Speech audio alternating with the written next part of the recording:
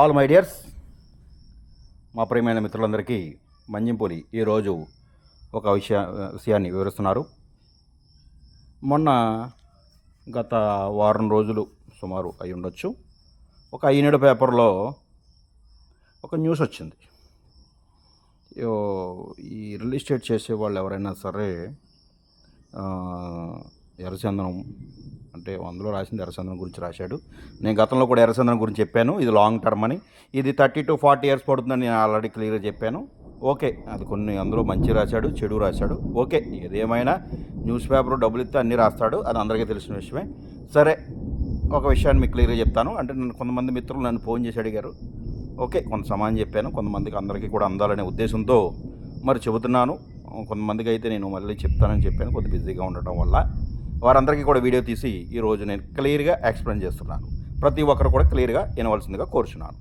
ఏంటంటే అందులో ఎర్రచందనం ఎందులోకి వస్తుంది, ఇన్ని సంవత్సరాలకు వస్తుంది, ఈ ల్యాండ్స్ అనేది ఈ మాటల గారిడితో ఈ రియల్ ఎస్టేట్ వ్యాపారులు అమ్ముతూనే ఉంటారు, మోసపోకండి అని అదే ఇది ఏదో ఒక 4 వేసి రాస్తారు కదా, రాశాడు. మాటల గారిడి చేస్తూ ఉంటారు అనేది ఇది చేసి. సరేనండి, నేను వారందరికీ ఒకటే అడుగుతున్నా. ఒక సామాన్యుడి దగ్గర 5 లక్షలు ఉంటే, లేదా 5 లక్షలు 10 లక్షలు ఉంటే కనుక, మరి ఇతను డబ్బు సేవింగ్ చేస్తున్నాడు కాబట్టి ఎందులో పెట్టాలి సార్ అని అడిగా. ప్యాకెట్లో పెడదామా సార్? వస్తుందా సార్ డబ్బులు? పోనీ షేర్ మార్కెట్లో పెడదామా సార్? వస్తుందా సార్ డబ్బులు? గ్యారంటీయా సార్? పోనీ గుండెడు బాగుంటుంది సార్, గుండెట ఆడదామా సార్? బాగుంటుంది ఏం సార్? శుభ్రంగా కాసేపు ఆడచ్చు. ఓకే, ఇప్పుడు క్రికెట్ ఆడదాం సార్, ఆన్లైన్లో మనం దీని మీద సార్, ఇండియా పాకిస్తాన్ మీద వేసుకుంటూ ఉండొచ్చు. క్రికెట్ ఆడదాం సార్. మరి ఇంకేమన్నా సార్, ఇంకేమన్నా సార్ చెప్పండి సార్. ఇప్పుడు ఎందులో డబ్బులు వస్తుందో చెప్పండి సార్, నేను కూడా పెడతా అని అన్నా. అంటే ఇందులో ఒకటి చెప్పండి, గారడి, మాటల గారడి అనేది అన్నిటికి వర్తించదు. కొన్ని వ్యాపారాలకి మాత్రమే, కొన్ని మంచి ఉంటుంది, చెడు ఉంటుంది, అది మనం గ్రహించాలి, అది మన మేధావ శక్తితో అని నేను క్లియర్గా మంజంపూడి కూడా చెప్తుంది. మాటల గారడి చేసేటప్పుడు ఎన్నో వ్యాపారంలో మాటల గారడి జనరల్గా చెబుతూ ఉంటారు, అందులో మంచి ఉంటుంది, చెడు ఉంటుంది జనరల్గా.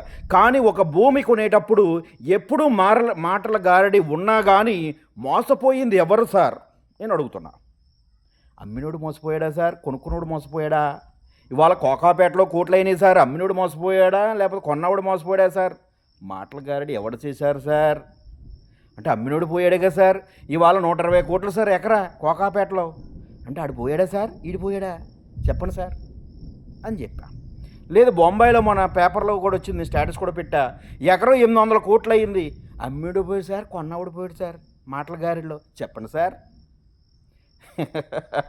పులి ఎప్పుడు ఒకటి క్లియర్గా రియల్గా స్ట్రాంగ్ అడుగుతుంది, చెప్పండి ఎవరైనా సరే. చాలా మాటల గారడి చేసేటప్పుడు ఒక భూమి ఎప్పుడైతే కొన్నావో అది మాటల గారడి కాదు సార్, రియల్ లైఫ్.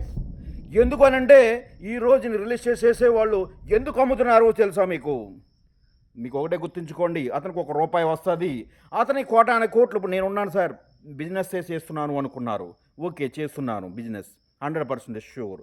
కానీ కోట్లు ఉన్నదనుకో సార్, నేను అమ్మనవసరం పని లేదు సార్, ఎకరాలు నా దగ్గర ఉంచుకుంటాను సార్. 100 ఎకరం 1000 ఎకరం మనిషి ఆశాజీవి. 100 ఎకరాలు ఉన్నవాడు, 1000 ఎకరాలు ఉన్నవాడు, 200 ఎకరాలు ఉన్నవాడు, 300 ఎకరాలు ఉన్నవాడికి ఆశ 1000 కొనాలి, 1000 కొంటే 10,000 కొనాలి, ఇలా పెరిగిపోతూనే ఉంటుంది మన ఆశ. మనిషి ఆశాజీవి అని ఎప్పుడు అంటుంది. కాబట్టి మేము ₹1 వస్తే దాన్ని మళ్ళీ ₹1 ఇంకొక దాంట్లో ఇన్వెస్ట్మెంట్ చేసి మళ్ళీ ఇంకొక ఎకరం పెంచుకొని, మళ్ళీ ₹1 వస్తే మళ్ళీ ఇంకొక ₹1 పెంచుకొని మేము వ్యాపారం డెవలప్మెంట్ చేసి ఆఖరికి ఏం కొంటాం సార్? మేము కూడా భూమే సార్, అంతే కదా సార్. ఇంకేనా కొంటామా సార్? పోనీ ఎందులోనే పెడతారా సార్? ఇందాక చెప్పానుగా, క్రికెట్ కానీ, బెట్టింగ్ కానీ, పేకాట కానీ ఏదైనా పెడదామా సార్? అందులో నికరంగా వస్తుందా సార్ అని అడుగుతున్నా. ఎవరు చెప్పలేరు, ఎందుకంటే ఎందులోనూ మాటల గారిడి ఉన్న ఒక భూమి మాత్రము దాంట్లో మాటల గారిడి లేదు. ఒకవేళ ఉన్నా పోయింది ఎవరు? అమ్మినోడు పోతాడు, కొన్నవాడు ఎప్పుడు పోడు. ఇప్పుడు ఒకవేళ ఎక్కువ అనుకున్నా రేపు తక్కువ అవుతుంది, 10 సంవత్సరాల తర్వాత అదే తక్కువ అవుతుంది. ఇప్పుడు మా ఏరియా ఉంది సార్, బంగారు చెరుగట్టు. ఒకప్పుడు మేము కొన్నప్పుడు ఎంతో సార్ తెలుసా మీకు ఎవరికన్నా? 11,000 గజం. నాకన్నా ముందు 6,000 కొన్నవాళ్ళు కూడా ఉన్నారు. ఇవాళ ఎంతో సార్ 50,000 అక్షరాల ఒక గజం. మా నిమ్మల రామనాయుడు గారు, మా ఎమ్మెల్యే గారు అమ్మాయి మ్యారేజ్ అవుతుంది. ఆ పుణ్యాన మా భూమి రేట్లు అన్నీ పెరిగిపోయినాయి ఒక్క దెబ్బతో. ఆయన లేవడేశారు సారు. ఆ, మరి దెబ్బకి అన్నీ కూడా రేట్లు బ్రహ్మాండంగా పెరిగిపోయినాయి. అంటే ఒకటి చూడండి, ఎప్పుడైనా సరే నేను గతంలో కూడా చెప్పాను, ఇండస్ట్రీలు కానీ ఏదన్నా వచ్చినప్పుడు, మనకు అక్కడ అద్భుతమైనది వచ్చినప్పుడు ఈ భూమి రేట్లు అన్నీ భారీగా పెరిగిపోతాయి. అది ఇప్పుడే రావచ్చు, 5 సంవత్సరాల తర్వాత రావచ్చు, 10 సంవత్సరాల తర్వాత రావచ్చు, ఎప్పుడు కూడా భూమి రేటు పెరుగుతూనే ఉంది. ఇది మాటల గారడి కాదు అని నేను క్లియర్గా చెప్తాను. ఎవరైతే మాటల గారడి అనుకున్నారో మరి వారికి నేను ఇంకేం చెప్పలేను. ఎందుకోనంటే ఈరోజు భూమి ఎవరైతే అమ్ముతున్నారో వారు చాలా తెలివి తక్కువారు అని నా ఉద్దేశం. ఎందుకంటే ఇవాళ డబ్బుంటే కనుక మేము ఎందుకు అమ్ముతాం సార్, మేము కూడా ఉంచుకోవచ్చు.